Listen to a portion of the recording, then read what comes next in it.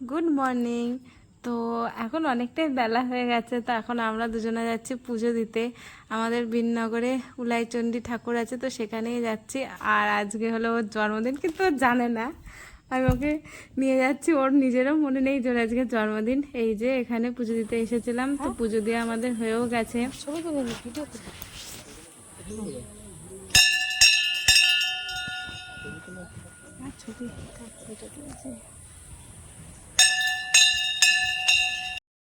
তো পরে ওকে জানালাম যে ওর আজকে জন্মদিন, পুজো হয়ে যাওয়ার পরে। তো এখন এই দোকান থেকে একটা কেক নিয়ে নিয়েছি, আর এবার যাচ্ছি এই ফলের বাজারে। তো এখান থেকে কালকে আর এক জায়গায় পুজো দিতে যাব, তো সে তার জন্য কিছু ফল এখান থেকে কিনে নিলাম।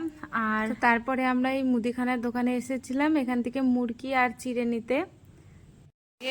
আমার বরের জন্মদিন উপলক্ষে চাটনি হচ্ছে, টমেটোর চাটনি হচ্ছে, এর মধ্যে যে খেজুর দেওয়া আর কিশমিশ দেওয়া আছে। এটা দেখো, এই চাটনি হচ্ছে, আর এখানে এই যে 5 রকম ভাজা হবে, আর এই পনির হবে, আর এই হবে আমাদের। কারণ নিরামিষের দিন এর থেকে বেশি কিছু আর হবে না, তাই তো? কি গো করবে? করবো বলছি, এখন ভাজাভুজি করব। কড়াই বসিয়ে দিয়েছে, আর এই যে ও আলু ছাড়িয়ে দিচ্ছে।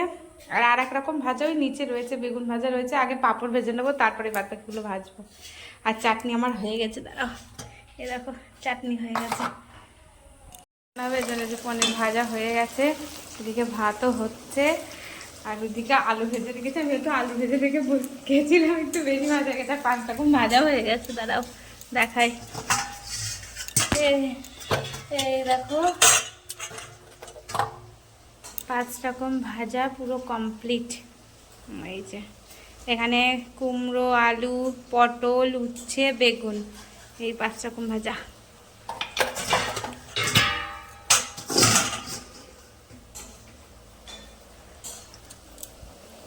এখন আমার বর খুন্তি নাচ্ছে, এই যে রেডি। পনিরের কেমন হয়ে গেছে, আজ ভীষণ গরম পড়েছে। একবারে খেতে মেতে দিয়ে আমি তারপরে আবার সকালে একবার স্নান হয়ে গেছে, পুজোতে গেছিলাম, তো দেখিয়েছি তোমাদের। তা এখন আর একটু ওদের খেতে মেতে দিয়ে তারপরে যাব স্নানে। আমি খেতে দিয়েছি, দাঁড়া তোমাদেরকে দেখাই। এই দেখো সাজিয়ে দিয়েছি, দাঁড়া সাজিয়ে দিয়েছি আমি। তো আজকে আমাদের সোমবার বলে নিরামিষ হয়েছে জন্মদিন।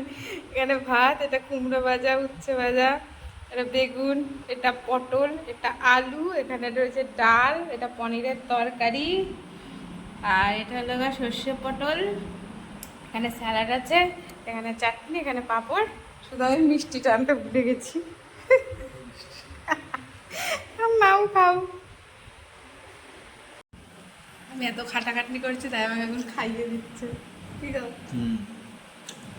আর মা বাড়িতে নেই, মা গেছে কীর্তনে। আর ডাল আর ওই সর্ষে বাটাটা মাই রান্না করেছিল।